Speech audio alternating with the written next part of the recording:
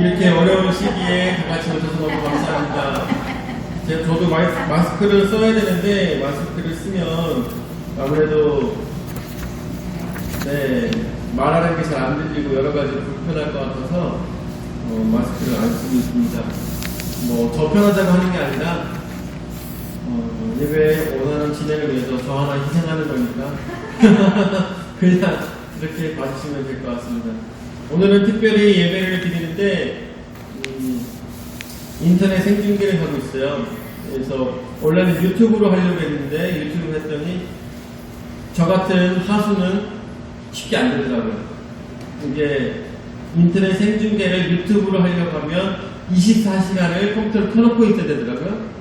그래서 컴퓨터를 켜놓고 있어야 되고 또 모바일로 유튜브를 하려고 했더니 모바일로는 구독자가 1000명이 돼야지만 그게 모바일로 되는 거더라고요. 그래서 어떻게 할까 고민하다가 트위치라는 것을 가지고 지금 인터넷 생중계를 하고 있습니다.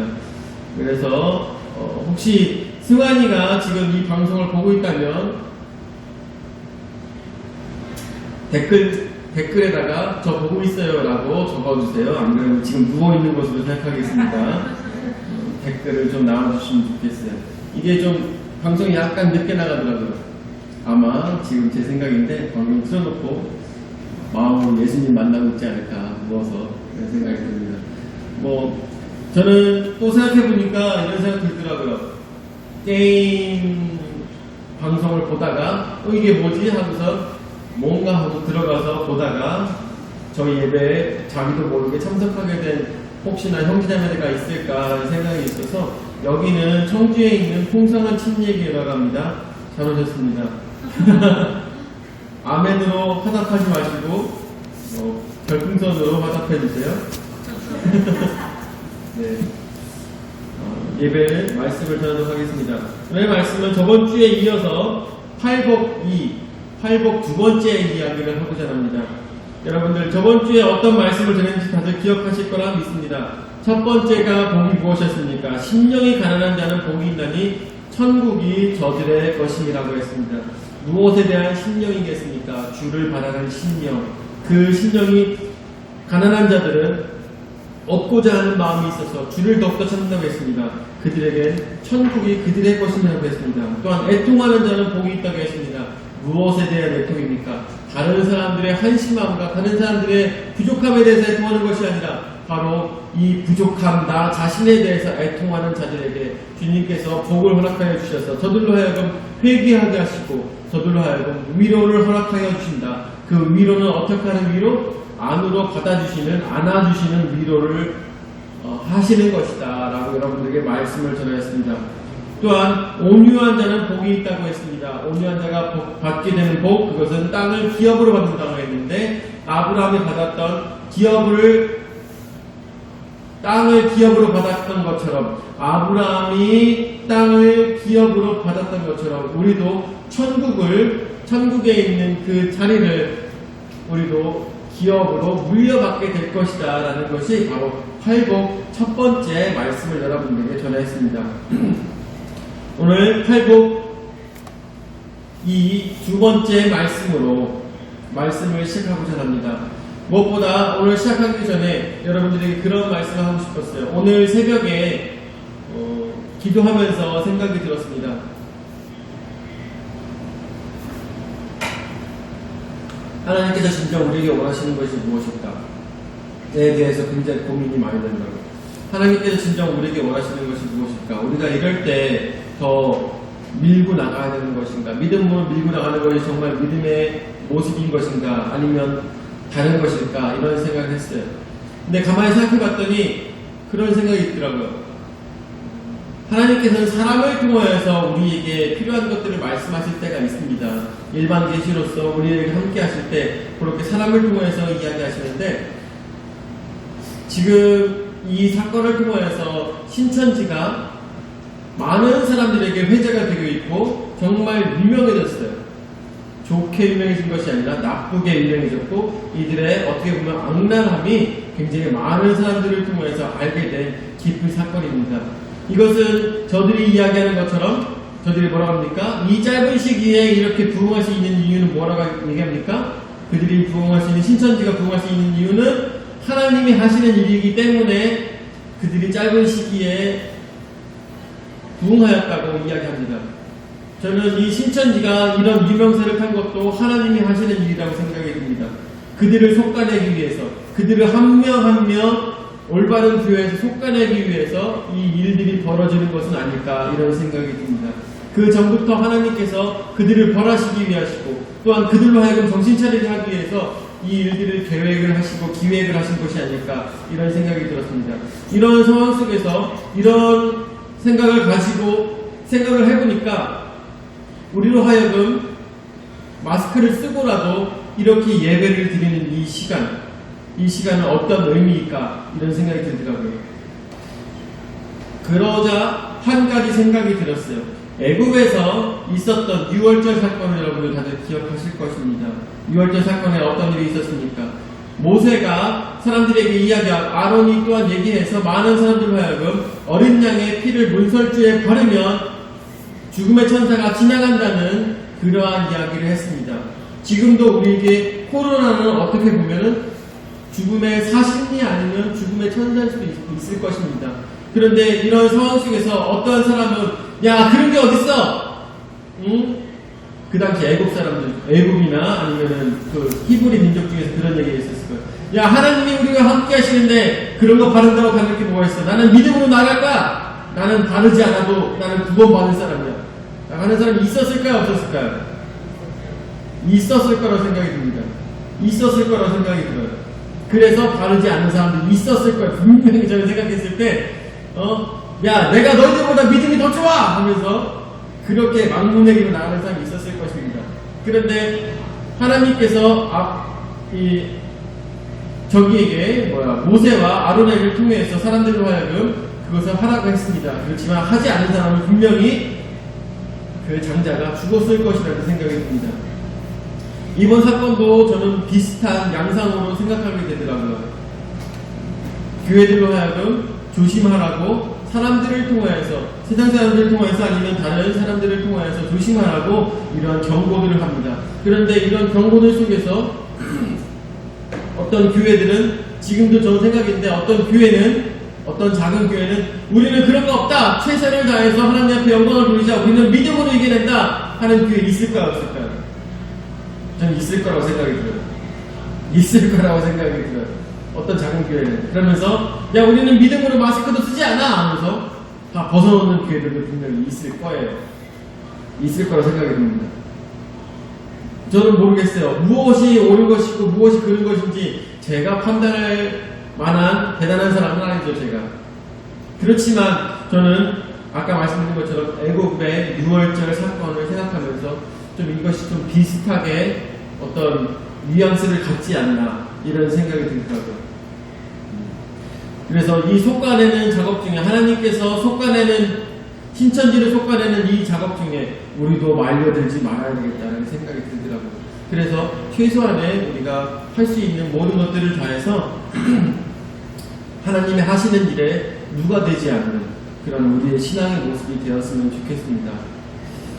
하여튼간, 자, 네 번째, 의에 줄이고 목마른 자의 복입니다. 의에 줄이고 목마른 자. 누가복음에서는 그냥 줄인 자가 받는 복에 대해서 이야기하고 있습니다. 줄인 자가 받는 복. 그런데 마태복음에서는 유독 누가복음을 참고해서 쓴 것처럼 마태복음에서는 유독 이것에 첨가를 하였어요. 의라는 것을 첨가하였습니다. 의. 여러분들, 우리가 보통 생각하면 의라는 것은 무엇을 가지고 생각을 합니까? 의. 정의에 대해서 생각하게 되는 것이죠. 정의. 올바름에 대해서 생각하게 되는 것입니다. 그렇다면 우리 신앙인에게 있어서 올바름이라는 것은 어디에 있습니까? 의라는 것은 어디에 있습니까? 우리의 신앙인에게 있어서 정의라는 것은 어디에 있습니까? 하나님의 공의에 있는 것입니다. 어느 누구 하나 공평하게 모두가 함께 주 안에서 평등하게 잘못한 사람은 벌을 받게 되고 잘하는 사람은 칭찬받게 되는 것. 그 사람이 힘이 있든 힘이 없든 잘생겼든 못생겼든 그 사람이 돈이 있든 돈이 없든 그런 것들이 중요한 것이 아니라 하나님 앞에 모두가 다 평등하게 잘못한 사람은 벌을 받고 잘하는 사람은 전에서 칭찬받는 것. 그것이 하나님의 공의가 아니겠습니까? 그렇지 않겠습니까? 어느 누구도 그것은 벗어날 수가 없는 것입니다. 그렇다면 이 세상 속에서 우리가 이 의의를 생각할 때 의의의 줄이라는 것은 무엇을 가지고 우리가 생각해 보아야 되겠습니까? 하나님의 의의가 이루어진다는 것. 이것은 세상적으로는 자신이 의로워져서 하나님의 뜻을 전적으로 행할 뿐 아니라 정의가 이루어질 것을 갈망하는 자요. 종말론적으로는 굶주림이나 목마름 같이 이 땅에서는 완전히 해결되지 못할 세상의 불의에 대한 하나님의 최후의 의의 본향인 새하늘과 새 땅을 사모하는 것. 이것이 바로 의의 줄이라는 것입니다. 세상에서 벌어지는 모든 일들에 대해서 안타까워하면서 진정 여기서는 내가 마음들 곳이 없다 하면서 정말 하나님의 의의를 간구하는, 세상에서 의의를 간구하는 것이 아니라 세상이 더 잘 될 거라는 것에 대해서 기대하는 것이 아니라 진정 하나님의 의의가 이루어지는 장소, 하나님의 의의가 진정 이루어지는 그곳, 바로 어디? 천국, 새하늘과 새 땅을 바라는 자의 그 마음, 그것에 대해서 줄이고 목말라 하는 것입니다. 하나님의 의의에 대해서 줄이고 목말라 하는 것입니다. 여러분들, 저도 우리 주나를 갖게 되면서 이런 생각을 더욱더 많이 가졌어요. 세상이 더 좋은 곳이 되었으면 좋겠다. 세상이 더 아름다운 곳이 되었으면 좋겠다. 세상이 더 살기 좋은 곳이 되었으면 좋겠다. 무엇을 위해서? 나의 자녀를 위해서라도. 이런 생각이 들더라고요. 나의 자녀를 위해서라도 세상이 더 살기 좋은 곳이 되었으면 좋겠다. 아마 부모님들의 마음은 다들 똑같을 거라고 생각이 듭니다. 그래서 사실은 광화문에 나가신 분들도 아니면 다른 곳에서 여러 가지 사회활동 하시는 분들도 또한 봉사활동 하시는 분들도 다 아마 나 하나 잘 되고자 하는 마음이 아닐 것입니다. 나 하나 잘 되고자 하는 마음이 아니라 더 살기 좋은 나라 만들어 보려고, 누구를 위해서? 우리 자녀들을 위해서, 또한 우리 사랑하는 사람들을 위해서 무언가 하나 바꿔보려고 그러한 마음들을 갖고 있는 것을 우리가 생각해 볼 수가 있는 것이겠죠. 근데 참 너무 안타깝게도 어제도 광화문 집회를 했더라고요. 그러지 말라는데 그냥 사람들이 너무나도 욕을 많이 하더라고요. 그러면서 그 얘기를 또 같이 하는 게 샘물교회, 옛날에 샘물교회에서도 그런 일이 있었다라고 얘기하면서 샘물교회도 가지 말라는데 굳이 우리가 가서 죽으면 순교요, 죽어도 괜찮다는 마음을 가지고 선교를 나갔지 않습니까? 그런데 나갔다가 문제가 생기니까 어떻게 합니까? 정부를 탓했죠. 그리고 정부에서 자신들을 구해주지 않는 것에 대해서 많은 가족들이 뭐라고 했던 그런 기억이 납니다. 그래서 사람들에게 굉장히, 평범한 사람들에게 굉장히 많은 욕을 먹었었죠. 아니, 죽으러 간 사람들이 왜 살려고 그렇게 타락을 하는가, 그래서 우리나라에서 지출된 돈이 너무 많지 않은가 하면서 굉장히 많은 사람들이 공분을 샀던 그런 기억이 있습니다. 아무래도 저는 이런 생각도 들더라고요. 요번에 또 광화문에 나가서 그렇게 집회를 하고 계신 분들, 그분들이 병에 걸리면 정말 죽으려고 할까? 정말 순교를 하려고 할까? 아니면 어떻게든 정부의 도움을 받아서라도 살려고 할까? 이런 생각이 들더라고요.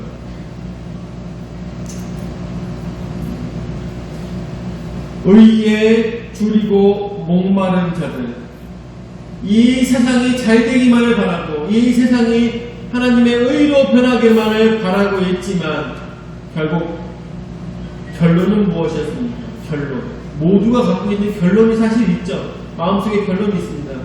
정말 천국밖에 답이 없다, 천국밖에 답이 없다 라는 생각을 다들 갖고 계실 것입니다. 세상이 변했으면 좋겠는데 오히려 나도 그 세상 때문에 변해가는 모습을 바라보았을 때 나도 참 한심하구나. 나도 빨리 더 문제가 생기기 전에 천국에 가는 수밖에 없다. 이런 마음을 갖고 계신 분들 계실 것입니다. 이런 것이 뭐라고 합니까? 바로 의에 대해서 줄이고 목마른 자라는 것입니다. 유진아, 저좀 꺼주면 의에 대해서 줄이고 목마른 자, 바로 하나님의 의에 대해서 줄이고 목마른 자라는 거. 그것도 꺼. 전원 버튼 누르고 저도 끄고. 하나님의 의에 대해서 줄이고 목마른 자들, 이런 자들이 받게 되는 복은 무엇이겠습니까? 바로 하나님의 의로 저들을 채워줌으로 인하여서 저들이 배부르게 된다는 것입니다. 저들이 주 안에서 기쁨과 찬양을 누리며 살아가게 된다는 것입니다. 어디서? 하나님의 공의 안에서, 하나님의 의 안에서 살게 된다는 것입니다. 그것을 어떤 사람들? 바라는 자들에게, 그것을 바라는 자들에게, 하나님의 의를 바라는 자들에게 하나님께서 저들에게 그 마음을 주신 것 뿐만 아니라 그걸로 하여금 저들을 배부르게 해 주신다는 것입니다. 다섯 번째로, 긍휼히 여기는 자가 받게 되는 복입니다.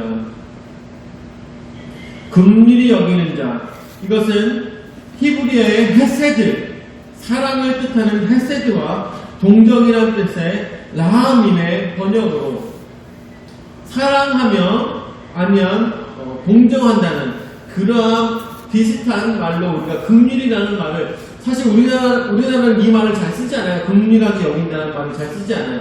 그런데 그런 뜻으로 쓰인 것을 보게 됩니다. 그래서 긍휼히 여기는 자가 복이 있다고 하면 긍휼함을 얻게 된다고 이야기하고 있습니다. 구약에서는 이 용어가 어떤 식으로 쓰였습니까? 하나님께서 백성들로 하여금 긍휼히 여기시는 마음이 있었다는 것입니다. 저들로 하여금 저들이 죄를 지었지만 하나님께서는 저들을 긍휼히 여기사 저들에게 새로운 기회를 허락하여 주신다는 것입니다. 어떤 자들을 위해서? 죄인들을 위하여서, 부족한 자들을 위해서, 하나님을 알지 못하는 자들을 위해서, 죄를 지었지만 아직도 주님 앞에 회개하는 자들을 위해서 저들에게 새로운 기회를 허락하여 주셨던 것이 바로 구약에서 나오는 하나님의 긍휼이었습니다. 그렇다면 신약에서의 긍휼은 무엇일까요? 언약의 성취자이신 그리스도께서 행하신 사역을 가리키는 것입니다. 그 예수 그리스도께서 우리를 통해서 행하신 그 모든 사역, 그것은 어떻게 해서 나온 것이겠습니까? 바로 하나님께서 우리들을 긍휼히 여기시기 때문에 예수 그리스도를 보내신 것을 믿으시기 바랍니다. 우리가 어떤 가치가 있어서, 우리가 어떤 잘난 것이 있어서 예수 그리스도를 우리에게 보내셔서 우리로 하여금 긍휼히 여김을 받으며 죄사함을 받아 천국에 갈 수 있는 그러한 자가 될 수 있도록 하나님께서 하실 이유가 도대체 무엇입니까? 아무런 이유가 없으신 것이죠. 그렇지만 긍휼히 여기심을 통하여서 예수 그리스도를 우리에게 보내신 것을 우리는 생각해야 될 것입니다. 바로 예수 그리스도의 그 사역, 예수님의 그 사역, 천국 복음을 전하는 그 사역, 병든 자를 고치시는 그 사역, 하나님의 말씀을 알지 못하는 자들에게 하나님의 말씀을 가르치는 그 사역, 이 모든 사역들이 무엇을 통한 사역입니까? 바로 세상 사람들을 긍휼히 여기는 마음에서 나오는 사역이었던 것입니다. 이런 것을 생각했을 때 그 긍휼히 여기는 자, 긍휼히 여김을 받는 자, 이 모든 자들에게 있어서 바로 예수 그리스도의 사역에 동참하는 것을 의미하는 것입니다. 예수 그리스도의 사역에 동참하는 자, 어떤 사람들? 주의 말씀을 전하는 자, 천국 복음을 전하는 자, 어떠한 마음으로? 긍휼한 마음으로, 사랑하는 마음으로 세상 사람들에 나가서 하나님 말씀을 전달하는 자, 정말 사랑하는 마음으로 기도하면서 저들의 병을 고치는 자들, 또한 긍휼한 마음을 가지고 하나님의 말씀을 모르는 자들에게 하나님 말씀을 가르치는 자들, 이 사람이 바로 긍휼히 여기는 자라는 것입니다. 예수님의 하나님의 사역에 동참하는 자들, 이런 사람들이 어떤 사람들이에요? 긍휼히 여김을 받는 자들이라는 것입니다. 여러분들은 이 긍휼히 여김을 받으시는 자들에 속하십니까? 아멘. 아멘. 모두가 다 이 모든 예수 그리스도의 사역에, 하나님의 사역에 동참하시길 예수 그리스도로 축원을 드립니다. 결국에 인해서 우리가 받게 되는 복은 무엇입니까? 바로 하나님의 긍휼을 우리도 받게 된다는 것입니다. 예수 그리스도의 긍휼을 우리도 누리게 된다는 것입니다. 그 긍휼의 의미는 무엇입니까? 예수 그리스도의 이름을 통해서, 예수 그리스도의 사역을 통해서, 예수 그리스도의 그 십자가 공로와 부활의 사건을 통해서 우리도 천국에 갈 수 있는 하나님의 긍휼을 받게 되는 주님의 귀한 자들이 된다는 것입니다. 이것이 바로 긍휼히 여기는 자가 긍휼히 여김을 받게 된다는 말씀인 것입니다. 이 얼마나 아름다운 말씀인 것입니까? 우리도 주님께서 행하셨던 것처럼 그 사랑을 전달하는 자들이 되시기를 예수 그리스도로 축원을 드립니다. 여섯 번째로 마음이 청결한 자가 받는 복입니다. 마음이 청결한 자. 문자적으로는 마음이라고 하지 않고 가슴을 뜻합니다. 그리고 그 두 번째로 비유적인 뜻으로는 인간의 사고, 종교적, 윤리적 행위의 원천이라고 이야기하고 있습니다. 내 마음속에서 양심이라는 것이 있어서 내 마음속에서 정결한 것이 있어야지만 이 입 밖으로 정결함이 나타나는 것을 우리는 세상 살아가면서 너무나도 많은 사람들을 통해서 보게 되는 것입니다. 여러분들 어때요? 저는 봤을 때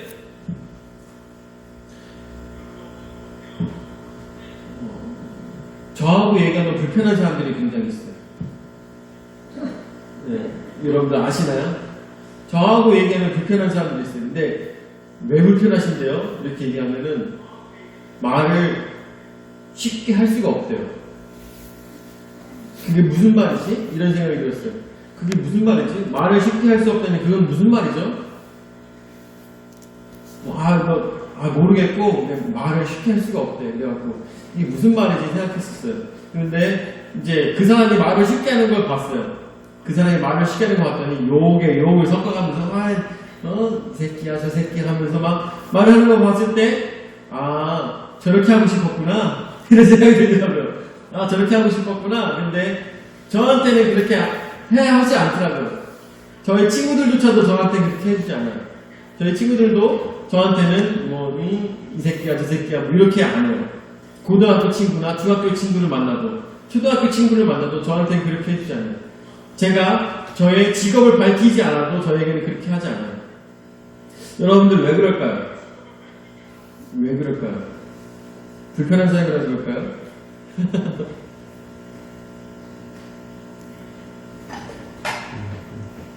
모르겠습니다. 불편한가 보죠. 마음이 정결한 자는 그 마음에서 그 말을 할 때 그 마음이 반영돼서 나오게 되어 있는 것이죠. 평소에 어떤 생각을 갖고 있냐에 따라서 그 말하는 내용도 변하게 되어 있는 것이고, 또한 평소에 어떤 생각을 갖고 있냐에 따라서 말하는 투도 굉장히 다르게 나타나는 것입니다. 저는 그래서 솔직히 그런 생각이 들어요. 목사님들 중에서도 막 욕을 섞어가면서 설교를 하시거나 아니면 평소에 얘기할 때도 욕을 섞어가면서 얘기할 때나 자녀들한테도 그런 식으로 얘기하실 때가 있더라고요. 그런 목사님들 좀 많이 좀 불편하더라고요. 저는 좀 많이 불편해요. 다른 분들은 어떠신지 모르겠는데 또 그런 분들이 또 인기는 굉장히 많이 있으시더라고요.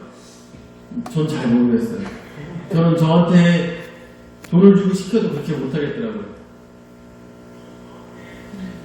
마음이 정결하다는 것은 그리스도로 인하여서 죄의 사함을 받고 신실한 주의 백성으로 살아가는 자들의 정결한 모습이 바로 마음이 청결한 자라는 것을 우리는 생각해야 될 것입니다. 여러분들 예수 그리스도를 만나고 난 다음에도 나의 삶에 나의 마음에 변화가 없다면 어떻겠습니까? 내 마음에 청소가 된 것일까요? 청소가 안 된 것일까요? 아마 청소가 안 된 것이겠죠. 내 마음에 아직도 쌓아놓고 버리지 못하고 내 마음에 아직도 해결하지 못한 많은 문제들이 있기 때문에 내 삶에 변화가 없게 되는 것입니다. 예전에도 그런 말씀을 여러 번 한 적도 있지만 여러분들 이 말은 굉장히 여러분들 생각해 보셔야 돼요. 내가 언제나 똑같이 행동하는데 어떻게 다른 내일을 기대할 수 있는가? 여러분들 이 말은 굉장히 의미심장한 이야기입니다. 오늘도 똑같이 어제같이 행동하는데 어떻게 다른 내일을 기대할 수 있는가? 여러분들 다이어트 하는 사람이 매일매일 밤 12시에 치킨을 한 마리씩 뜯는 사람이 있어요. 그런데 이 사람이 내일부터는 살이 빠지기를 원해. 내일부터는 살이 빠지기를 원해. 그러면 어떻게 해야 될까요? 일단은 닭부터 줄여야겠죠. 그쵸? 닭부터 줄여야 될 것입니다. 그런데 내일은 살이 빠질 거야 하면서 마음을 먹고 오늘은 새로운 마음으로 새로운 닭을 시켜서 먹었어요. 그러면은 새로운 내일은 찾아올까요? 찾아오지 않을까요? 절대로 찾아오지 않는 것입니다. 내 행동의 변화가 있지 않고서는 절대로 찾아오지 않을 것입니다. 여러분들 예수 그리스도를 믿는다는 것도 마찬가지입니다. 내가 마음으로 믿고 내가 입으로 믿고 한다 한들 내 행동이 변하지가 않는다면 내 오늘의 행동이 변하지 않는다면 나는 정결한 삶의 내일을 기대해서는 안 된다는 것입니다. 그런 욕심쟁이가 어디 있어요? 그렇죠? 그런 욕심쟁이가 어디 있어? 정결한 내일을 원한다면, 정말 변화가 된 나의 삶의 내일을 원한다면 내가 먼저 변해야 되는 것입니다. 우리 부모님이 예수님을 믿기를 원한다면, 나의 자녀가 예수님을 잘 믿기를 원한다면 누구부터 변해야 되는 것입니까? 바로 나부터 변화가 되어야 되는 것입니다. 나부터. 내가 변화가 안 됐는데 어떻게 변화가 된 부모님을, 변화가 된 자녀를 생각할 수가 있겠습니까? 내가 정결하지 못한 자인데 어떻게 다른 사람으로 하여금 정결하라고 이야기할 수가 있겠습니까? 그런 사람들은, 변화가 되지 않는 사람들은 결국 하나님을 볼 수가 없을 것입니다. 여러분들, 하나님을 본다는 것은 눈으로 본다는 것을 얘기하는 것이 아닙니다. 헬라어 호라오의 이 말은 눈으로 보는 것을 얘기하는 것이 아니라 경험을 얘기하는 것입니다. 경험으로 하나님을 본다. 이것은 내 눈으로 보지 않아도 하나님을 만나게 되는 것을 의미하는 것입니다. 마음이 정결한 자, 이 사람은 어떤 사람이에요? 어제 같은 삶을 살지 않는 자, 오늘도 똑같은 삶을 살지 않는 자. 내가 이제까지 하나님을 보지 못했는데, 하나님을 경험하지 못했는데, 내가 하나님을 경험하고자 어제 같은 삶을 똑같이 살지 않는 자에게 하나님께서 내일은 하나님을 경험하게 하신다는 것입니다. 이 얼마나 중요한 말씀입니까? 그런데 우리는 깨닫지 못하는 것이죠. 그런데 우리는 마음으로 느끼지 못하고 행동으로 옮기지 못하는 것입니다. 목사님, 왜 저는 하나님을 만나지 못할까요? 왜 저는 하나님을 경험하지 못할까요? 답은 이미 알고 있어요. 답은 이미 내가 알고 있어요. 그런데 변화가 되기 싫은 거죠. 변화를 감히 못하겠는 거죠. 변하면 불편하니까, 변하면 힘드니까 못하는 것입니다. 하나님께서도 괜히 힘들고 귀찮게 너 만나러 오겠냐? 그죠? 네가 경험할 수 있겠냐? 여러분들, 마음이 정결한 자는 하나님을 본다고 합니다. 하나님을 경험한다고 합니다. 오늘 나의 삶을 돌아보고 나도 주 안에서 온전한 모습으로 살아갔을 때, 온전한 정결한 자의 삶으로 나의 삶을 바꿔갔을 때, 어제 같은 삶을 살지 않을 때 점점점 성화되어 가는 삶을 통하여서 하나님을 만나게 될 것입니다. 하나님을 보게 될 것입니다. 하나님을 경험하게 될 것입니다. 그것이 바로 팔복의 6번째 복인 것을 여러분들 꼭 기억했으면 좋겠습니다. 오늘 8복 두 번째 시간을 가졌습니다. 의에 지고 목마른 자입니다. 의를 간구하는 자, 하나님의 나라를 간구하는 자에게 복이 있고 그에게 천국이 있을 것입니다. 긍휼력이 있는 자, 하나님의 사역에 동참하는 자에게는 하나님께서 저들로 하여금 긍휼의 영심으로 인하여서 그들로 하여금 죄의 사함을 얻게 하실 것입니다. 또한 마음이 청결한 자, 오로지 내 마음을 새롭게 하면서 정결을 하고자 노력하는 자는 결국 하나님의 일에 동참하는 삶을 살게 될 것입니다. 오늘도 우리의 삶을 바라보며 나는 정말 복받을 만한 사람인가? 나는 정말 하나님의 사역 가운데 있는 사람인가? 예수 그리스도의 말씀에 순종하는 사람인가? 돌아보시면서 나의 삶을 반성하시고 주 안에서 이 팔복을 누리시는 모두가 되시기를 예수 그리스도로 축원을 드립니다. 아멘.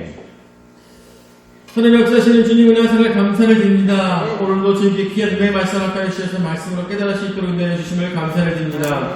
주여 나와 함께하여 주시옵소서. 나의 연약함을 주님 앞에 고백하며 내려놓사오니 주님 나의 삶이 변화가 될 수 있도록 인도하여 주시옵고 주의 사역에 동참하는 자로서 오늘 주님께서 우리에게 이루시고자 하는 일들을 나를 통해서 이루시는 귀한 역사가 있을 수 있도록 인도하여 주시옵소서. 주의 의를 간구하오니 천국을 저에게 주시옵고 천국을 저희로 하여금 약속하여 주시옵소서. 내가 변하겠나이다. 내가 어제 같은 삶을 살지 않겠나이다. 오로지 주의 원하시는 삶을 살아가는 우리 모두가 될 수 있도록 인도하여 주시옵소서.